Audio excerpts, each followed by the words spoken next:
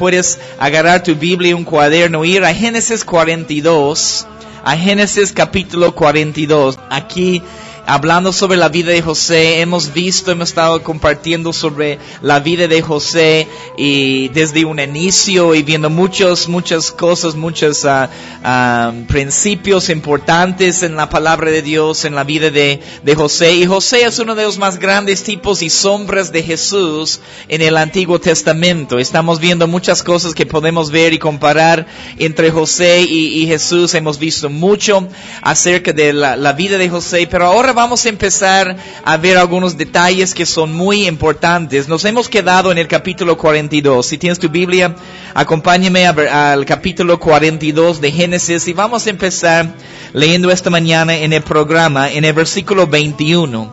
Génesis 42, versículo 21. Vamos a continuar esta semana con nuestro estudio de la vida de José y ver muchas cosas importantes. Quiero pedirte que prestes mucha atención a la palabra de Dios, que abres tu corazón para que el Espíritu Santo pueda estar hablándote en este tiempo, en estos días. Pero en Génesis 42, versículo 21, dice, y decían el uno al otro, verdaderamente hemos pecado contra nuestro hermano, pues vimos la angustia de su alma cuando nos rogaba y no le escuchamos. Por eso ha venido sobre nosotros esta angustia. Estamos en medio de un capítulo aquí, pero hemos visto que los hermanos de José lo han vendido.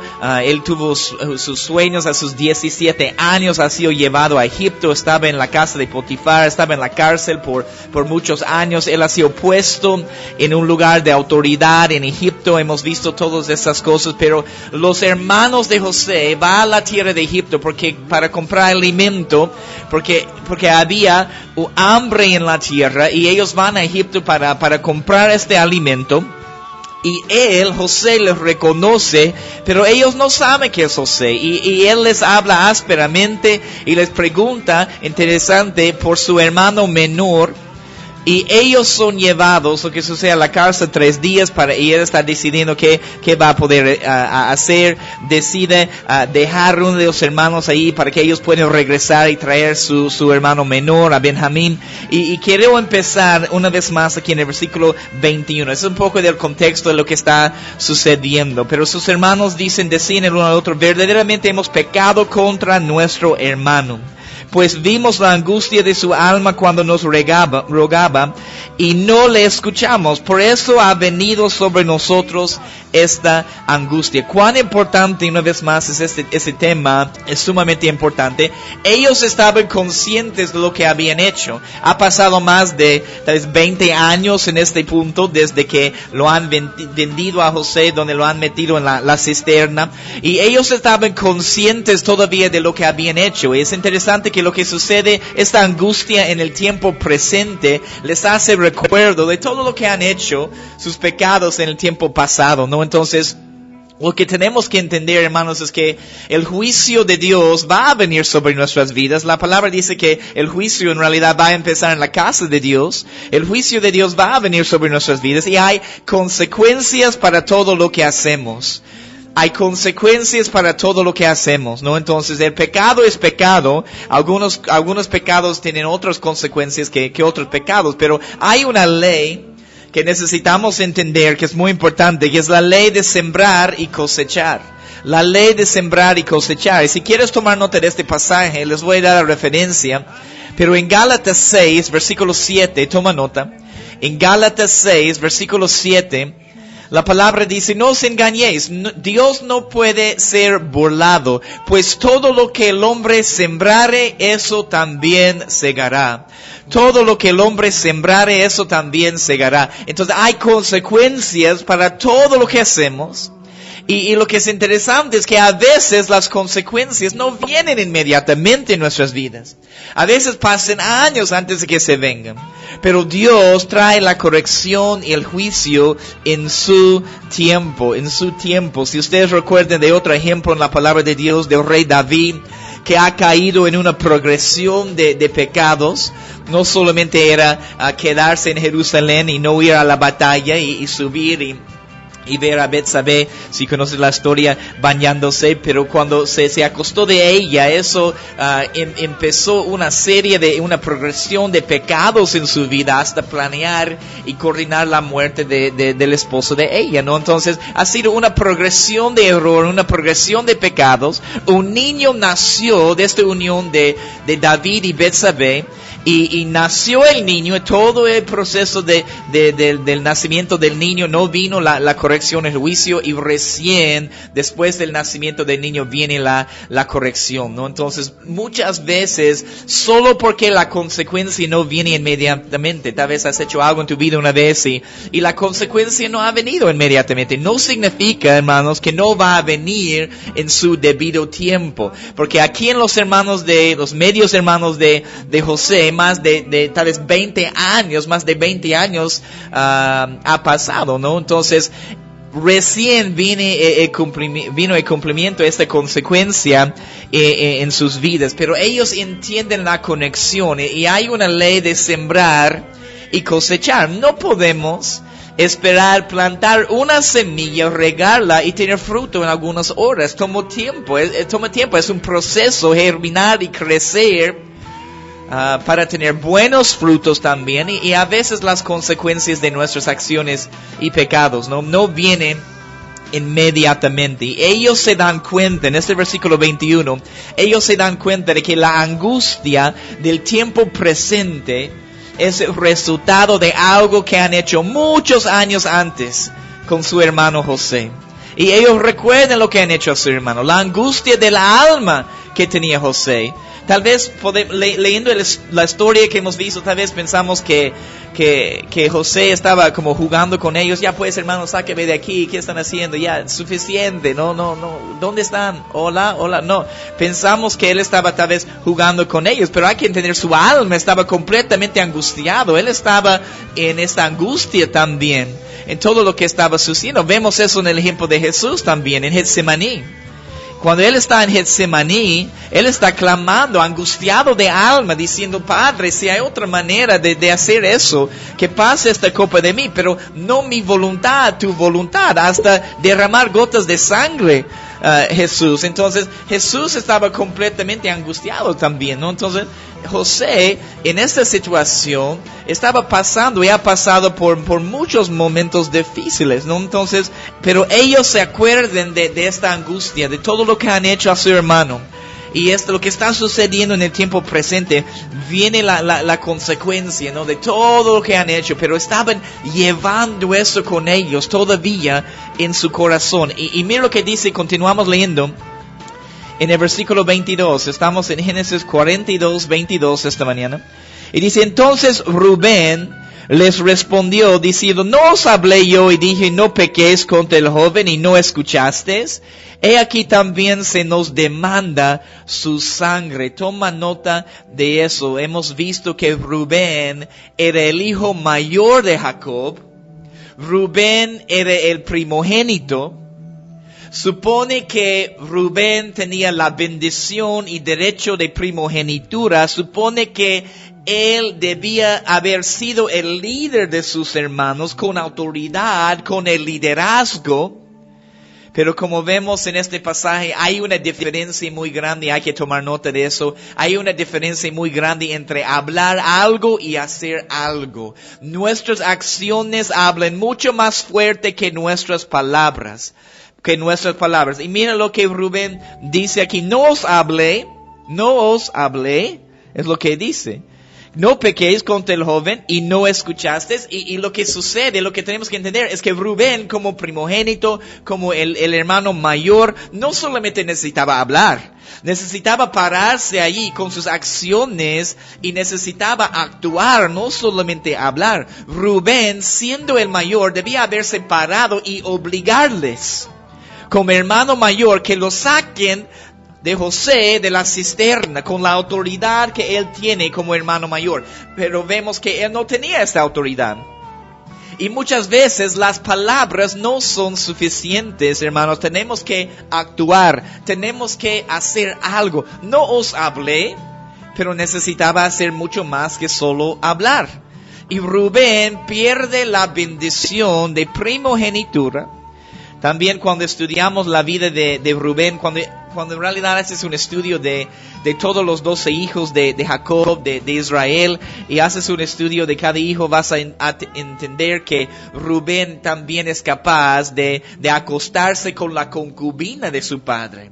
Y como vamos a ver más adelante hoy en este pasaje, su padre, Jacob, no tiene confianza en él, no tiene confianza en Rubén, ha perdido Rubén toda su autoridad, ¿no? Entonces, lo que tenemos que captar de eso es que no solamente es hablar, no solamente tampoco es escuchar la palabra, hay que actuar, hay que obedecer, hay que ser hacedores de la palabra de Dios. Y hay algunos hermanos mayores en la palabra de Dios que han perdido su lugar.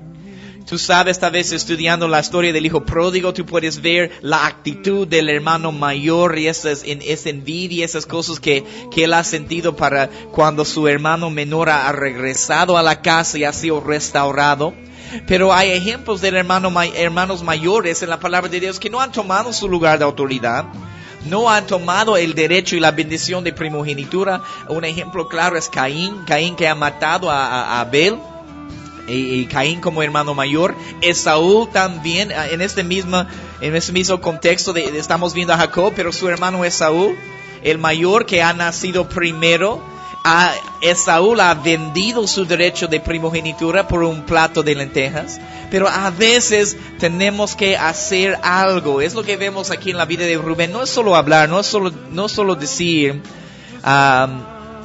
no os hablé yo y dije esas cosas. Mira lo que dice el versículo 23. Seguimos leyendo en Génesis 42. Pero ellos no sabían que los entendía José, porque había intérprete entre ellos. José está escuchando, José sabía lo que estaba sucediendo entre ellos, él entiende lo que están hablando, lo que están diciendo, él sabe lo que está sucediendo. Hemos visto en la última sesión la semana pasada que ellos dicen, somos varones honrados, ¿no? Y José está escuchando.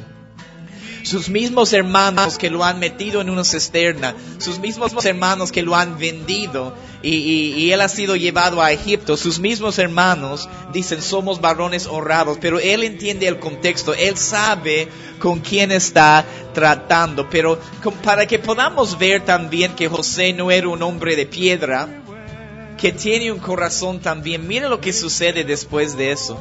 Mira lo que sucede, versículo 24. Subraya eso si tienes la posibilidad de subrayar eso en tu Biblia. Y se apartó José de ellos y lloró.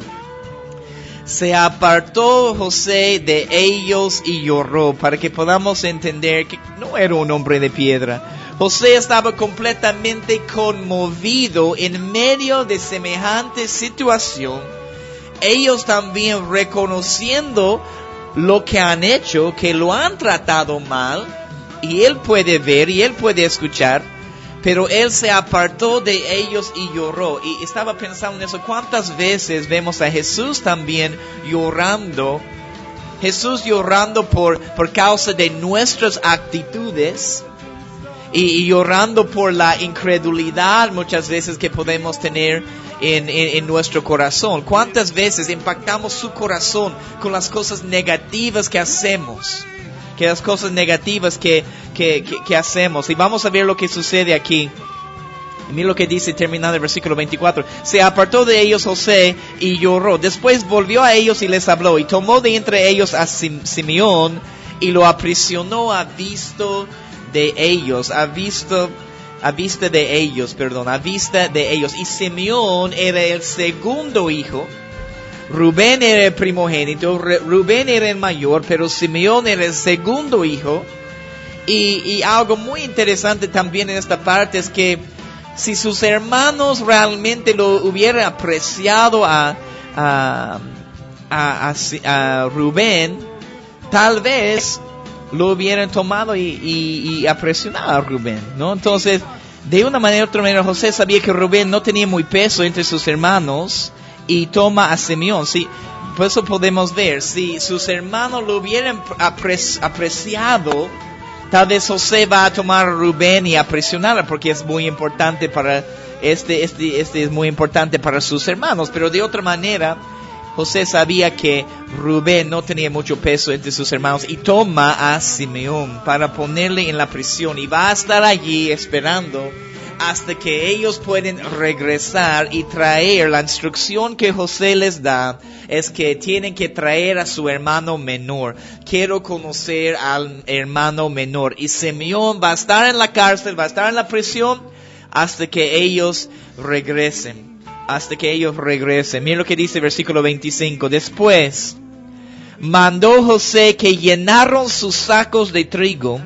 Esas son cosas muy importantes para tomar nota. Después mandó José que llenaran sus sacos de trigo y devolviesen el dinero de cada uno de ellos, poniéndolo en su saco, y les diesen comida para el camino. Comida para el camino. Y así se hizo con ellos. Toma nota de eso. Que llenaron sus sacos de trigo y devolviesen el dinero de cada uno. Y José, como tipo y sombra, uno de los tipos y sombras más grandes de nuestro Señor Jesús, hay que entender que es Jesús quien te va a llenar, es Jesús quien va a llenar tu saco de trigo, y el trigo nos habla de la palabra de Dios, es una representación de la palabra de Dios, y es solamente a la orden del Señor Jesús que te vas a ser lleno de aquel trigo, de aquella palabra. Y eso es lo que dice, que tiene que llenar sus sacos de trigo, tiene que devolver el dinero. Obvio, ellos no saben lo que él está haciendo. Y vamos a ver eso en un momento, cómo se entierran de eso. Pero dice, no saben de eso. Pero dice, y llenan sus sacos de trigo y devolviesen el dinero a cada uno de ellos. Y les diesen comida para el camino. Y así se hizo con ellos. Hubo hambre en toda la tierra porque no había alimento. Ellos habían ido para comprar alimento en Egipto, habían ido para comprar alimento de José, porque hemos visto, ellos han guardado todo este alimento en los 7 años de escasez, de hambre, en abundancia, preparando para esos 7 años de hambre. Pero José devuelve el dinero de cada uno de ellos. Y eso es un punto muy importante para aprender en nuestras vidas. En realidad no podemos comprar el alimento de la palabra con dinero.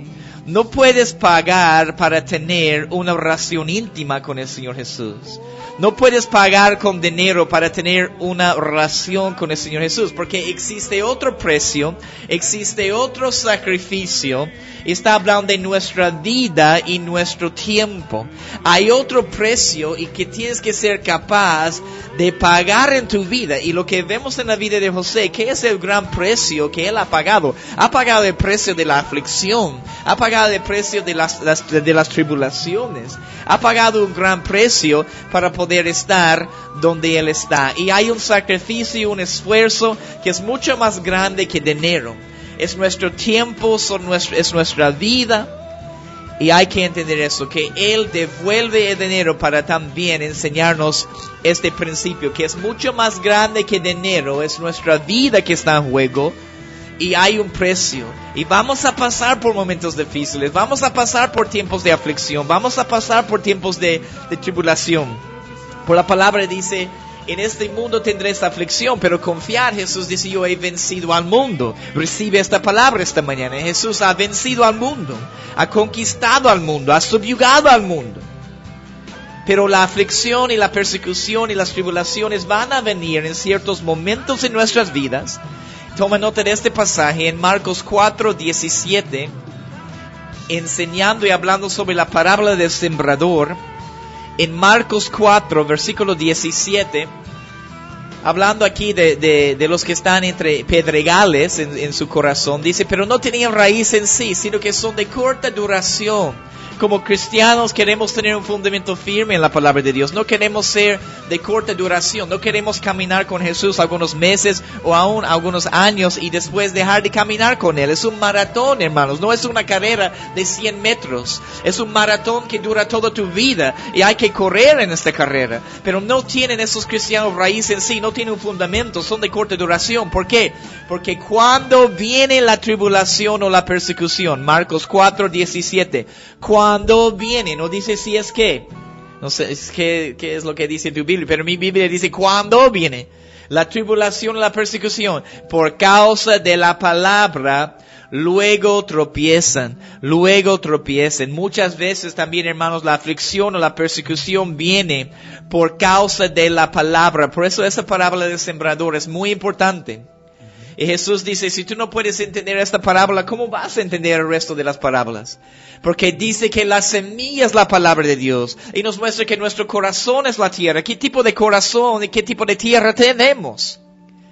No podemos comprar intimidad con Jesús con dinero. Es el sacrificio de tu vida. Es el sacrificio de tu tiempo. Y mira lo que hace José una vez más. Y devolviesen el dinero de cada uno de ellos. Estamos en el versículo 25, Génesis 42, 25. Poniéndolo en su saco y les diesen comida para el camino. Y así se hizo con ellos. José, tipo y sombra de Jesús.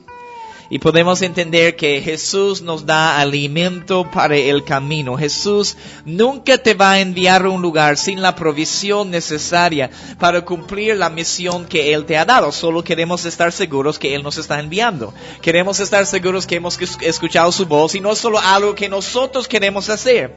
Porque cuando Él da la orden, cuando es la voluntad de Dios, cuando Él te está enviando a un lugar, Él te va a respaldar. Él te va a dar la provisión necesaria que tú necesitas para cumplir la misión que Él te ha dado.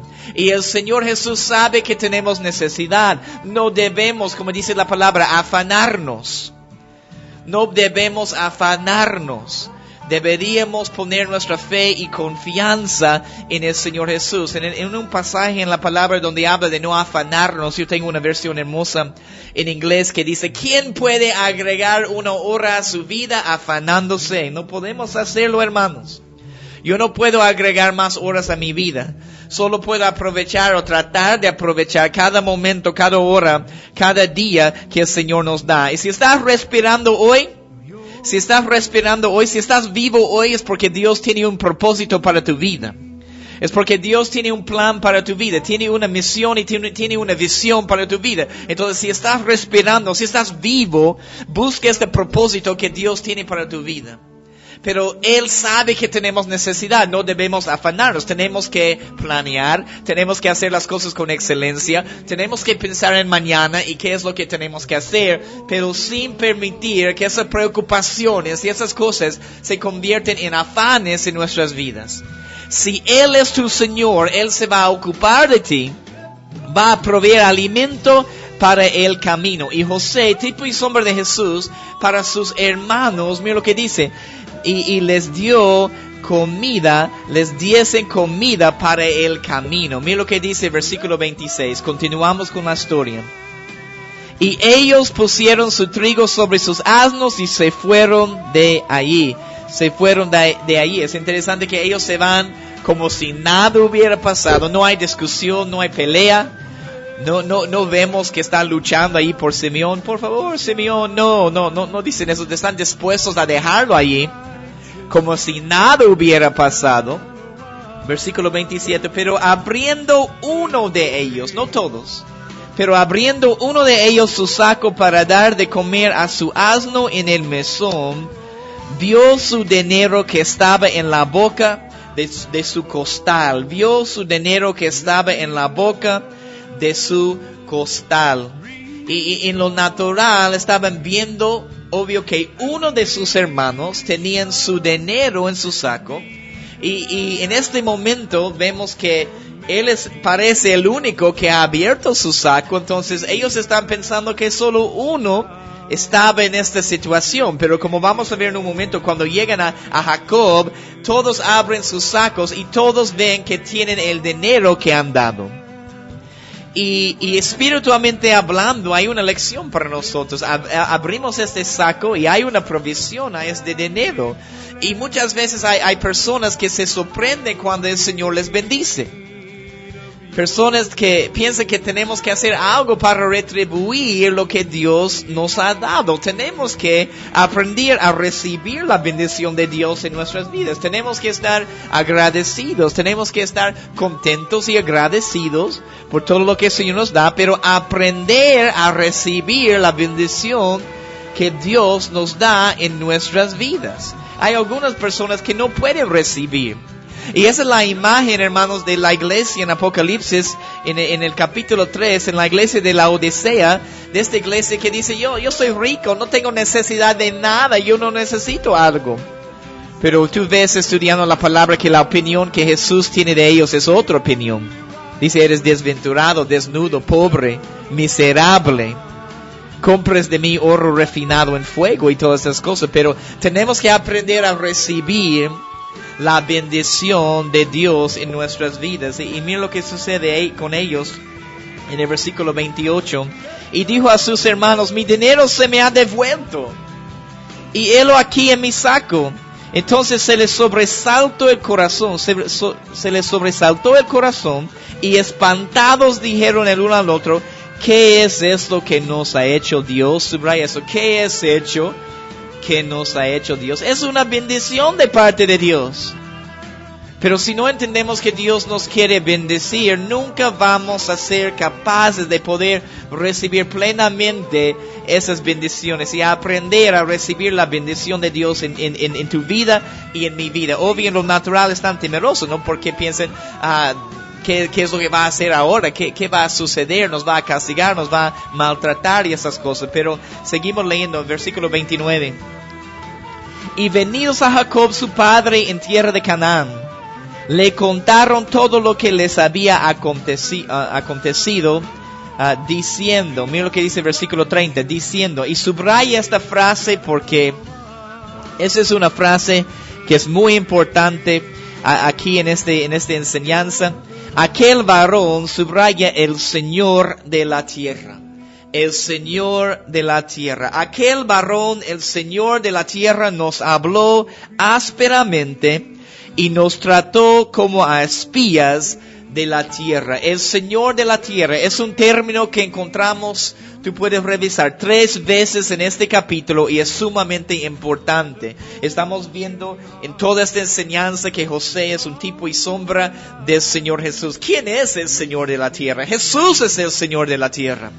En aquel momento en la historia, en lo natural, hablen de José como el Señor de la tierra. Es un término que encontramos 3 veces en este capítulo. No nos olvidemos que tenemos un Dios trino. Tenemos un Dios que es Padre, Hijo y Espíritu Santo. En Apocalipsis, cuando tenemos una mirada al trono de Dios, están cantando Santo, Santo, Santo 3 veces.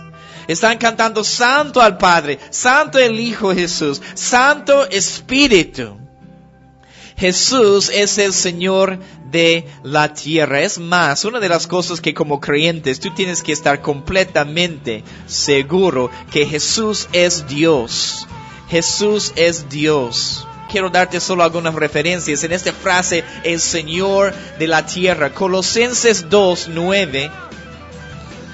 Toma nota de este pasaje en Colosenses 2, versículo 9. Hablando de Jesús, la palabra dice, porque en Él, o en Jesús, habita corporalmente toda la plenitud de la deidad. Toda la plenitud de la deidad. En Hebreos 1:1-3.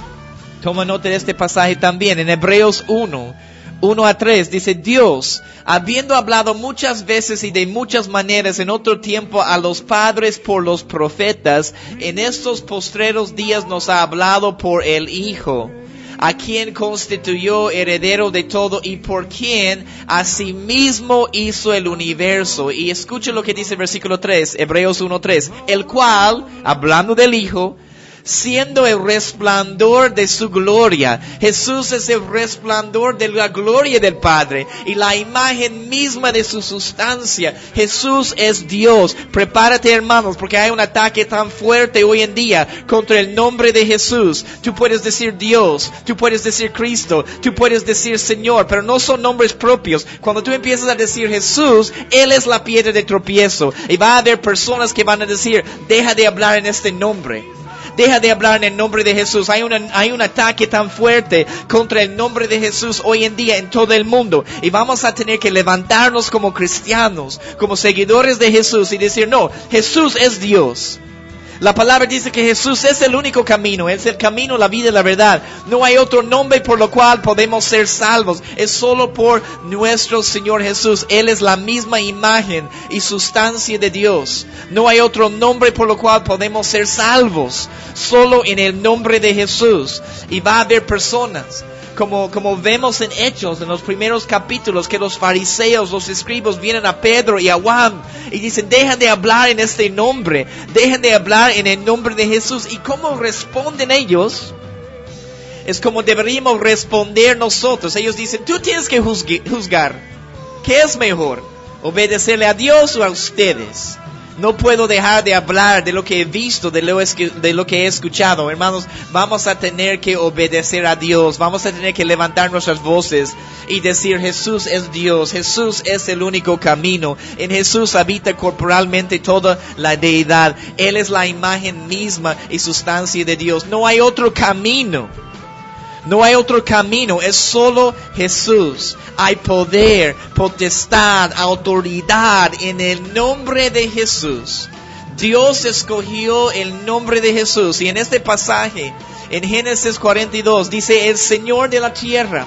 Hablando de José, pero Jesús es el Señor de la tierra. Pero una vez más, hermanos, hay un ataque tan grande contra el nombre de Jesús. El enemigo está tratando de sacarlo del lugar de grandeza. El enemigo está tratando de hacer un trabajo que las personas solo están diciendo, Jesús era un buen hombre, un profeta. Tú sabes que la mayoría de las religiones en el mundo mencionan a Jesús.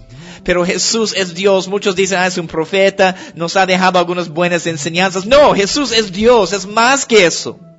Él es el camino, la verdad y la vida, dice la palabra. Nadie viene al Padre sino por Él. Es lo que dice la palabra de Dios. En Hechos 4:12 dice, en ningún otro hay salvación, porque no hay otro nombre bajo el cielo dado a los hombres en que podemos ser salvos, solo en el nombre de nuestro precioso Jesús. Entonces, usa el nombre de Jesús, hermanos. ¿Por qué? Vas a entender, a ver, puedes decir Dios, puedes decir Cristo, empiezas a decir Jesús y muchas veces viene un ataque tan fuerte, porque es el trabajo que el enemigo está tratando de hacer, de quitarlo de su lugar de autoridad, de quitarlo de su lugar de grandeza, de solo hacernos pensar que era un buen hombre o un profeta, pero Él es Dios. Jesús es Dios y Él es precioso. Él es precioso. Es lo que dice la palabra de Dios. Y eso es algo hermoso que tenemos que entender en nuestras vidas. Pero hay un ataque tan importante y tan fuerte contra el nombre de Jesús. Y vamos a tener que pararnos firmes para mostrar completamente, sin duda en nuestro corazón, que Jesús es Dios. Que Jesús es Dios. Continuamos aquí. En este pasaje, en Génesis 42, estamos en el versículo 30. Génesis 42, versículo 30. Aquel varón, el Señor de la tierra, ya sabes, el Señor de la tierra es el Señor Jesús. José, como tipo y sombra de Jesús, porque José en aquel tiempo era el Señor de la tierra. Nos habló ásperamente y nos trató como a espías de la tierra. Y nosotros le dijimos, somos hombres honrados, nunca fuimos espías. Una vez más, somos hombres honrados. José sabía quiénes eran ellos. Versículo 32. Somos 12 hermanos, hijos de nuestro padre. Uno no parece, el menor está hoy con nuestro padre en la tierra de Canaán. Entonces aquel varón, el Señor de la tierra, subrayas otra vez. Aquel varón, el Señor de la tierra, nos dijo, en esto conoceré que sois hombres honrados. Dejad conmigo uno de vuestros hermanos y tomad para el hambre de vuestras casas y andad. Y traedme a vuestro hermano el menor. Subraya eso en el versículo 34. Y traedme a vuestro hermano el menor. Subraya el menor, porque eso va a ser muy importante en las próximas lecciones, en sesiones, en esta enseñanza. Cuando empezamos a hablar un poco sobre la vida de Benjamín y cómo la vida de Benjamín está completamente ligada y conectada con José, y vamos a entender este principio muy importante del menor. Pero subraya eso por el momento. Y traedme a vuestro hermano el menor, para que yo sepa que no sois espías, sino hombres honrados. Así os daré a vuestro hermano y negociaréis en la en la tierra. Versículo 35. Y aconteció que vaciando ellos sus sacos, recién vacían sus sacos, he aquí que en el saco de cada uno estaba el atado de su dinero. Y viendo ellos su padre los atados de su dinero, tuvieron temor. Ellos pensaron que el dinero estaba en el saco de solo de uno de sus hermanos, pero estaba en todos, en los sacos de todos, y tuvieron temor. Obvio, en lo natural tienen temor, porque van a pensar que hemos robado este dinero, van a pensar que hemos llevado este dinero. ¿Qué va a hacer? ¿No va a soltar a nuestro hermano? ¿Nos va a meter en la cárcel también? Obvio, en lo natural tienen temor. Pero mira lo que sigue diciendo el versículo 36. Entonces su padre Jacob les dijo: me habéis privado de mis hijos. José no parece. Ese es años después. José no parece. Tú puedes ver, tú recuerdas como Jacob no quiso recibir consuelo. Está completamente amargado por todo lo que ha sucedido en la vida de José. Y mira lo que dice: me habéis privado de mis hijos. José no parece, ni Simeón tampoco. Y a Benjamín le llevaréis. Contra mí son todas esas cosas. Versículo 36. Subraya eso. Contra mí son todas estas cosas. Jacob se da cuenta de que todas las cosas que había hecho en su vida, está sembrando lo que ha cosechado. Y está dando cuenta de todo lo que ha hecho en su vida también. Y que él está sembrando lo que ha cosechado. Y interesante, vemos lo que sucede en el versículo 37. Y Rubén, no se olviden, el mayor, el primogénito, Rubén, Génesis 42, 37. Y Rubén habló a su padre diciendo: harás morir a mis 2 hijos, si no te lo devuelvo. Entrégalo en mi mano, que yo lo devolveré a ti. Y de una cierta manera, ese es el Rubén que ellos estaban esperando, la autoridad que necesitaba tener. Por fin parece que está empezando a caminar como hijo mayor, ¿no? Pero mira la respuesta de Jacob. Por eso les voy a mostrar que Rubén, el mayor, el primogénito, ha perdido toda la autoridad, ha perdido toda la confianza de su padre. Porque él ofrece sus 2 hijos en esta cosa, y vamos a ver eso en un momento. Pero mira la respuesta de Jacob, versículo 38. Y él dijo: no descenderá mi hijo con vosotros, pues su hermano ha muerto y él solo ha quedado. Y si le aconteciere algún desastre en el camino por donde vais, haréis descender mis canas con dolor al Seol. Y Jacob ni considera las palabras de Rubén. Rubén perdió todo liderazgo. Rubén perdió toda credibilidad por no haber estado a la altura de lo que el Señor pedía en aquel momento.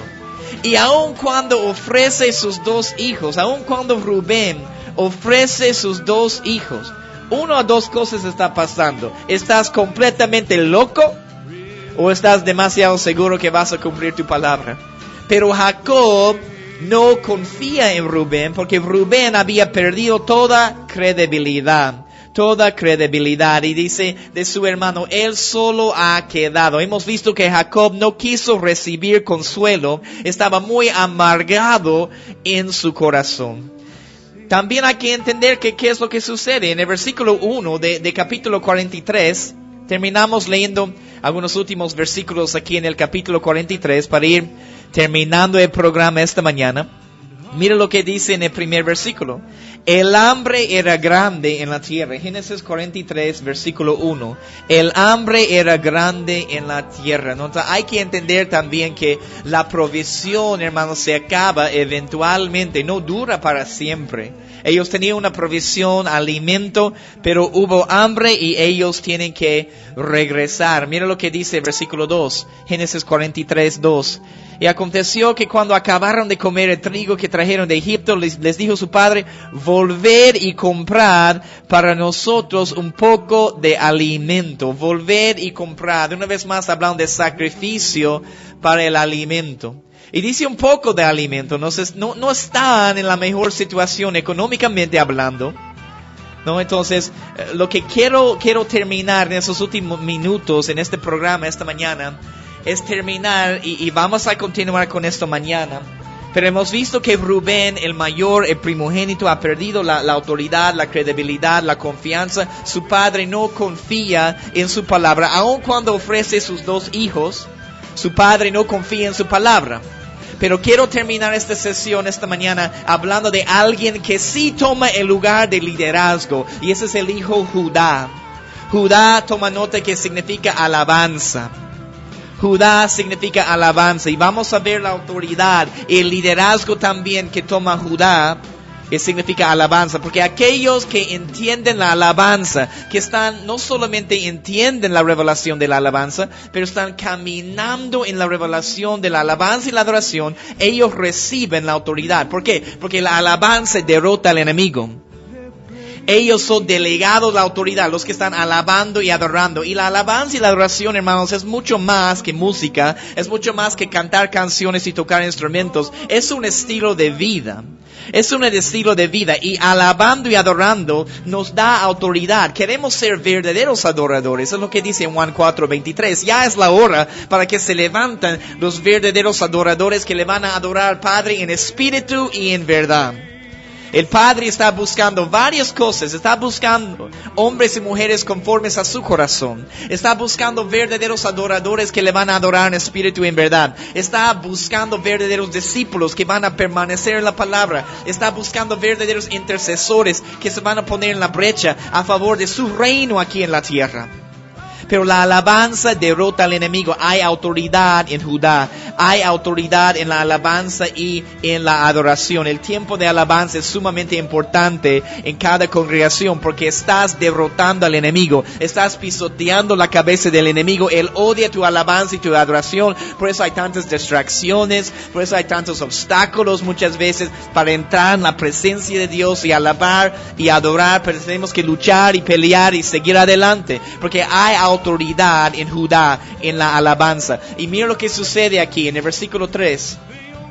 Respondió Judá, o la alabanza, diciendo: aquel varón nos protestó con ánimo resuelto, diciendo: no veréis mi rostro si no traéis a vuestro hermano con vosotros.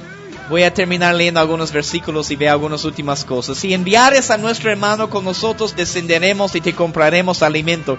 Pero si no lo enviares, no descenderemos, porque aquel varón nos dijo: no veréis mi rostro si no traéis a vuestro hermano con vosotros. Versículo 6. Dijo entonces Israel: ¿por qué me hiciste tanto mal declarando al varón que teníais otro hermano?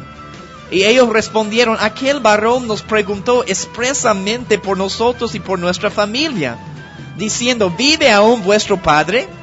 ¿Tenéis otro hermano? Y le declaramos conforme a esas palabras. ¿Acaso podíamos saber que él nos daría hacer venir a vuestro hermano? Entonces Judá dijo a Israel su padre, y escuche eso muy bien: envía al joven conmigo, y nos levantaremos e iremos, a fin de que vivamos y no muramos nosotros y tú y nuestros niños. Yo te respondo por él. Subraya eso en el versículo 9. Yo te respondo por él. A mí me pedirás cuenta. Si yo no te lo vuelvo a traer, y si no lo pongo delante de ti, seré para ti el culpable para siempre. Pues si no nos hubiéramos detenido, ciertamente hubiéramos ya vuelto 2 veces. Entonces Israel su padre les respondió: pues que así es, hacedlo. Tomad de lo mejor de la tierra en vuestros sacos y llevad a aquel varón un presente. ¿Y qué pasó? ¿Por qué cuando Rubén habla y dice: yo ofrezco mis 2 hijos, padre? Si yo no traigo a Benjamín otra vez de vuelta, aquí están mis 2 hijos. Y no tiene confianza, no tiene seguridad, no tiene autoridad y credibilidad Rubén. Pero cuando Judá responde, y vamos a ver este último detalle para ir terminando este programa. Porque dice: si no le enviaréis, no descenderemos. Y la diferencia, y termino con eso esta mañana. Mañana vamos a continuar con esta parte de la enseñanza. Pero la diferencia es que Judá pone su propia vida en juego. Él ofrece su propia vida. Y Jacob deja ir a Benjamín con sus hermanos solamente cuando Judá empieza a responder. Él se hizo responsable. ¿Y qué diferencia? Rubén ofreció a sus 2 hijos, pero Judá ofreció a su propia vida. Y vamos a ver más cosas interesantes que sucede con Judá, con la alabanza. Significa alabanza, pero hay autoridad en la alabanza y en la adoración, hermanos. En realidad, la tribu de Judá es la primera tribu que ha reconocido a David como rey de Israel. Otro tipo y sombra del Señor Jesús en el Antiguo Testamento. Aquí están, necesitan volver a Egipto, necesitan ir con Benjamín, sí o sí. Y cuando Judá se levanta en autoridad, en un lugar de liderazgo, cuando la alabanza se levanta, el padre Jacob dice, pueden ir. Y mañana vamos a continuar y ver qué es lo que sucede cuando regresen, qué es lo que sucede cuando vuelven y regresen a Egipto. Pero no se olviden que hay autoridad en la alabanza. Cuando tú estás alabando y adorando, tú estás derrotando al enemigo, estás pisoteando la cabeza del enemigo. Y la alabanza y la adoración, tenemos que participar en eso, hermanos. No sé en qué momento, qué ha pasado. No en todo lugar, obvio, no en todo lugar, pero en general, en muchos lugares en el cuerpo de Cristo, nos hemos acostumbrado a ir a las iglesias y solo pararnos allí para que las personas puedan entretenernos con un show o algo así. No es un show para el hombre, la iglesia, es un show para Jesús, es un show para Dios. No necesitas estar fijándote y mirando a cualquier persona que está a tu lado. Es tu tiempo para tener comunión con el Padre. Es tu tiempo para tener comunión con el Señor Jesús. Para levantar tus manos, para arrodillarte, para adorar de verdad, de una manera genuina, de una manera de acuerdo a la palabra de Dios. Es el trabajo de cada persona en la congregación. Traer la gloria de Dios en escena. Traer la presencia de Dios y portar la presencia de Dios sobre sus hombros. Nos hemos acostumbrado a solo mirar y dejar que el líder de alabanza o el grupo de alabanza puede hacer lo que ellos van a hacer. Y sí hay un nivel de responsabilidad, pero es para todos. Hay autoridad en la alabanza y en la adoración. Es un tiempo sumamente importante en cada servicio. No estamos haciendo hora cuando estamos alabando y adorando. No es el tiempo para saludar a las otras personas. No es el tiempo para que el pastor termine su prédica. Es el tiempo para terminar y alabar y adorar al único Rey de Reyes. Y terminamos esta mañana